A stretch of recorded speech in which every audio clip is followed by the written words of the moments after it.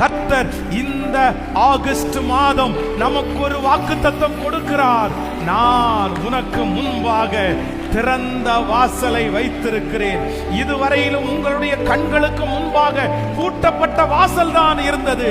ஆனால் இந்த மாதம் உங்கள் கண்களுக்கு முன்பாக பல வருடங்களாய் மாதங்களாய் பூட்டப்பட்டு கிடக்கிற அந்த வாசல் இந்த மாதம் எனக்காக திறக்க போகிறது.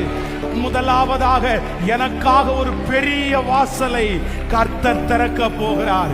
இரண்டாவதாக எனக்கு அனுகூலமான வாசலை கர்த்தர் திறக்க போகிறார். மூன்றாவதாக விசுவாச வாசலை கர்த்தர் எனக்காக திறக்க போகிறார்.